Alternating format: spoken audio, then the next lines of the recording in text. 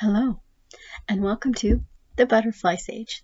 On today's episode, you will get to go out to my butterfly garden and see exactly what I don't do over the winter and get a few tips on what you can do for butterflies throughout the winter.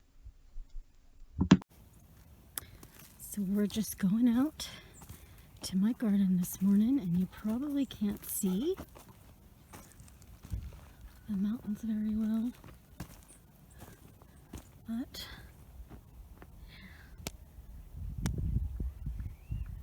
that is Mount St. Helens, and I think that's Mount Adams to the right of it. Some of the Cascade Range.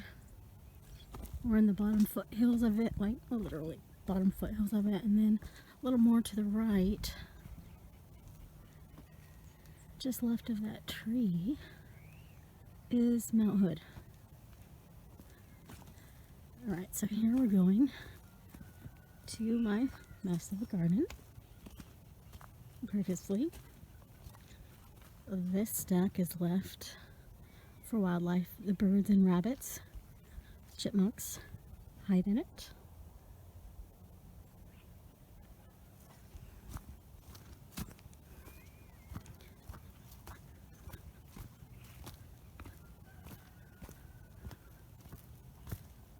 And the water's still frozen a bit.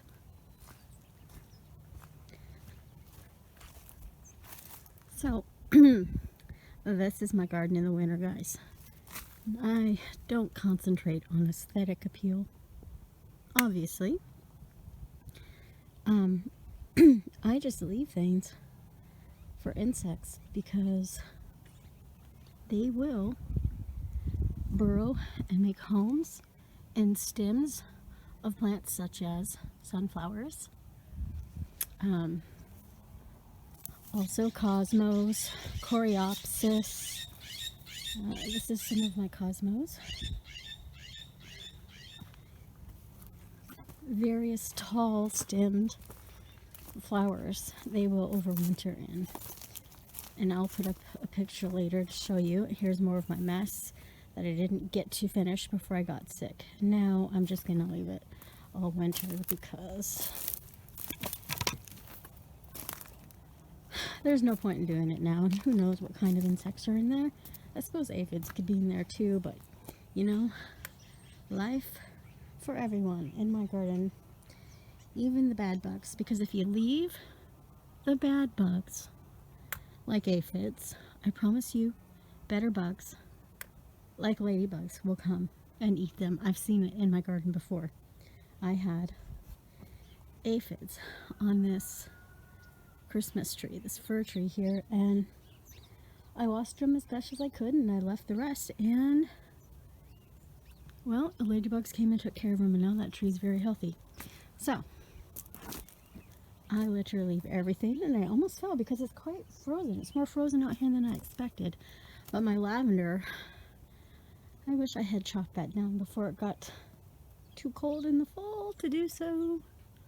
But here's some yarrow, purple coneflower in the back. They will use purple coneflower along with milkweed. I have two different types of milkweed plants here, showy and narrow, because those are what is native in Oregon. I have some Douglas asters. That group right there took off, also native to Oregon. And some verbena in front of it, which is not native to Oregon. I would say my garden is probably, overall, I'm shooting for 80-20, 80 being the plants are native to North America, 20% non-native. I would say native to Oregon, I probably have about 40% native to Oregon plants, and I'm trying to shoot that goal up to 60% at least. But I would say probably 80% of my garden is native to North America, which is great. And I am not going to tell you all to make every plant you have be native, because sometimes the non-native ones are fun and pretty and can also sustain butterflies.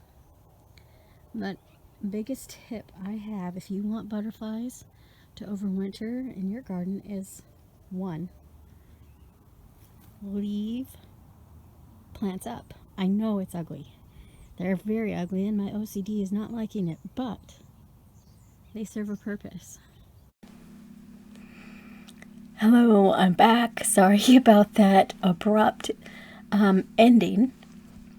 But I do have an iPhone 5S, and for those of you who know about iPhone 5S, one, they don't hold a charge very long, and two, there's not a lot of data storage. And yes, I do have more data storage in iCloud, but what I need is a phone with more storage in general. But I believe in keeping products and using them until they're completely broken and don't work anymore. And so I will keep my iPhone 5S for as long as it's working. I can still call people, I can still text people, I can still get on the internet with it, and I can still record some things, just not for very long.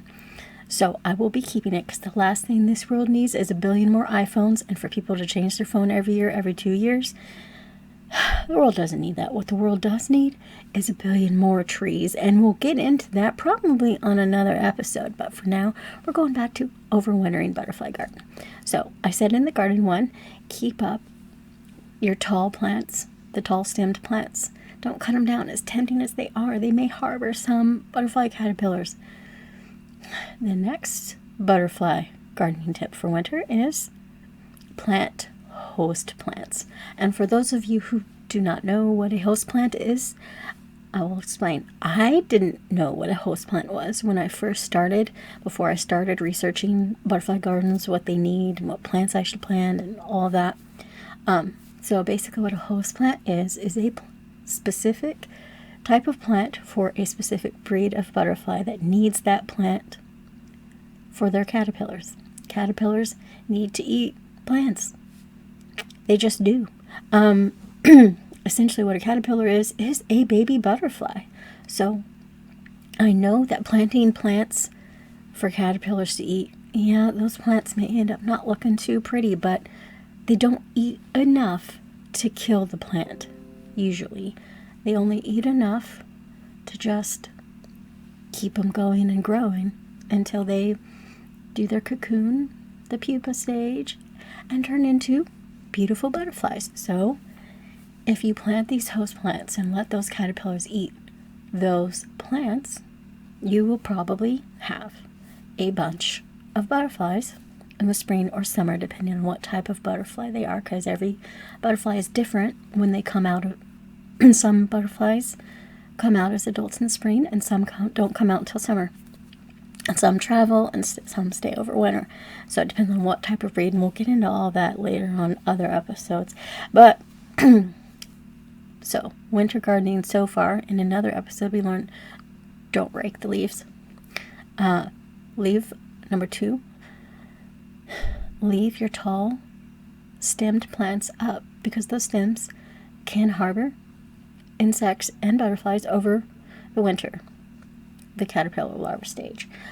3, plant host plants for butterflies throughout the winter. So those are my winter gardening tips for butterflies. I hope you have enjoyed this episode and what you've learned.